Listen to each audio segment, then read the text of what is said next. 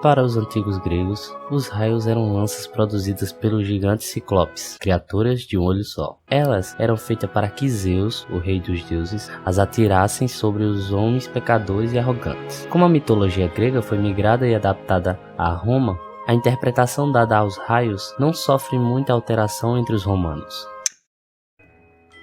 O rei dos deuses, Júpiter, tinha o hábito, como Zeus, de enviar raios sobre os homens. Minerva, a deusa da sabedoria, no lugar dos ciclopes, era quem abastecia Júpiter com esta poderosa arma. Entre os nórdicos, que viviam no norte da Europa, Thor era o deus do trovão e dos raios. O som do trovão era provocado pelo movimento das rodas de sua carruagem, e os raios podiam ser vistos quando Thor arremessava o seu martelo.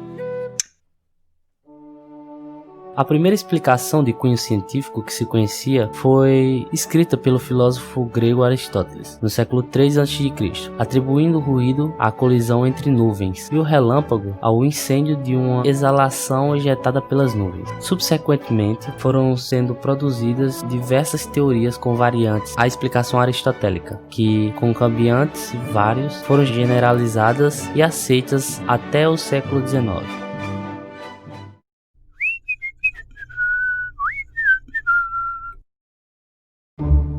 Um raio não atinge 2 vezes o mesmo local. Será que isso é verdade? Bom, uma prova disso é o Cristo Redentor, no Rio de Janeiro, que recebe cerca de 6.000 raios por ano. Ou seja, é mais uma mentira. O raio atinge sim 2 vezes o mesmo local. Mas como realmente ocorrem os raios? Tudo começa nas nuvens. O movimento de massas dentro delas pode muitas vezes separar cargas positivas e negativas. É bem comum durante as tempestades que a parte inferior das nuvens concentre uma grande quantidade de cargas negativas. Consequentemente, no seu topo estariam concentradas cargas positivas. Se você prestou atenção em suas aulas de eletrostática no ensino médio, deve se lembrar que cargas elétricas de sinais iguais se repelem. Portanto, o excesso de carga negativa na parte inferior das nuvens acaba repelindo as cargas negativas da superfície terrestre, empurrando-as para o interior do planeta. Esse feito não ocorre apenas sobre o solo, mas sobre tudo que está sobre ele: oceano, casas, árvores e até mesmo pessoas. Por fim, o que sobra é o excesso de cargas positivas. Quando o corpo é eletricamente carregado como as nuvens durante uma tempestade e induz a eletrização de um corpo neutro, dizemos que ocorreu uma eletrização por indução.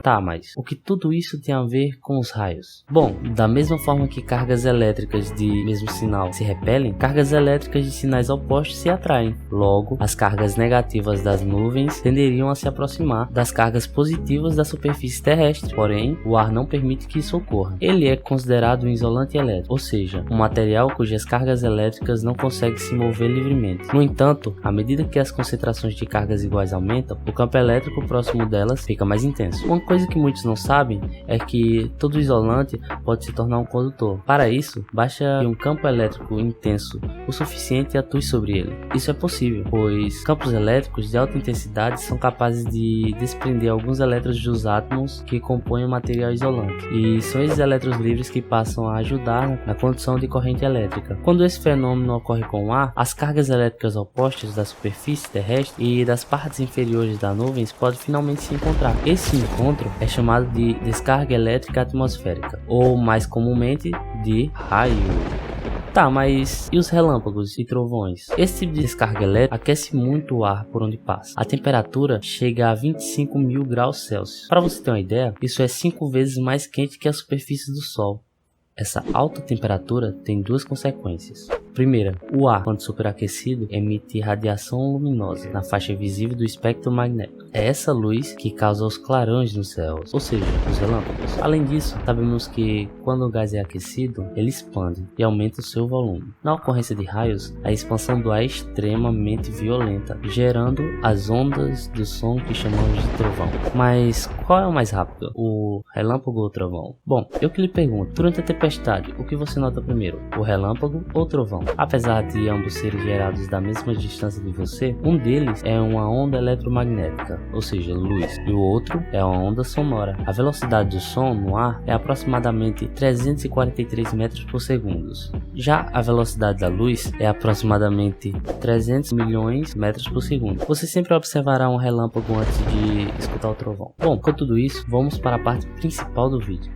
Como calcular a distância que um raio caiu de você? Para falar a verdade, é bem simples de fazer. Primeiramente, temos que nos lembrar da fórmula do movimento retilíneo uniforme para calcular a velocidade. A fórmula é a seguinte: V é igual a ΔD sobre T, onde V é a velocidade do raio, ΔD é a distância final menos a inicial entre eu e o raio, e T é o tempo entre o acontecimento do raio e o trovão. Como queremos encontrar a distância, podemos assumir essa fórmula a ser uma função horária da posição. No caso, multiplicaremos ambos os membros da equação por t. Logo, ficaremos com Vt é igual a ΔD vezes t sobre t. Como t sobre t é igual a 1, a fórmula ficará ΔD é igual a V vezes t. Como quero encontrar a distância final do raio? No caso, para saber a distância de onde ele caiu até onde eu estou, irei passar a distância inicial para o outro lado da igualdade. Logo, o que preciso fazer é a soma de ambos os membros por d.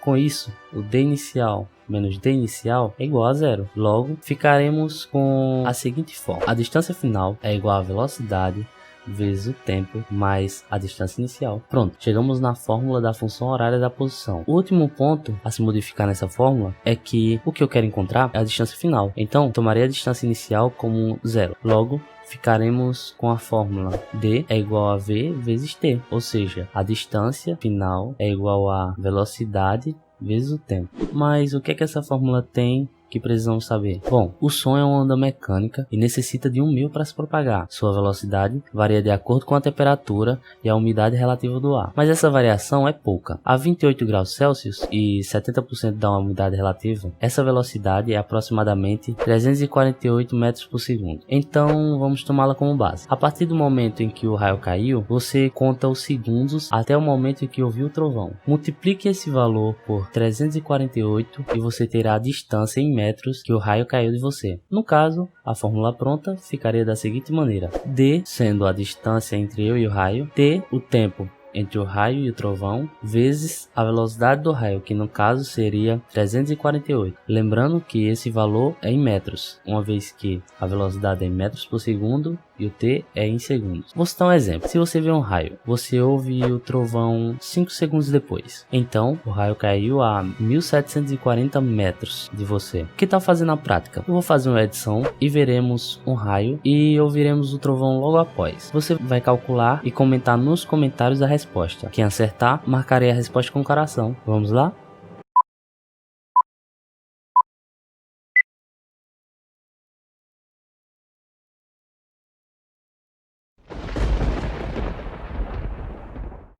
Comente a resposta aqui nos comentários. Quem acertar, irei marcar o comentário com o coração. Então, esse foi o vídeo de hoje. Esse projeto é um projeto independente e é destinado à divulgação científica. E antes de tudo, eu quero agradecer a todos vocês por terem assistido esse vídeo. Muito obrigado, isso é muito satisfatório. Deixe seu like e não se esqueça de se inscrever no canal, pois isso ajuda tanto em aumentar a produção de vídeos, quanto a dar uma força no canal em relação à divulgação. Então é isso, até a próxima semana. Tchau!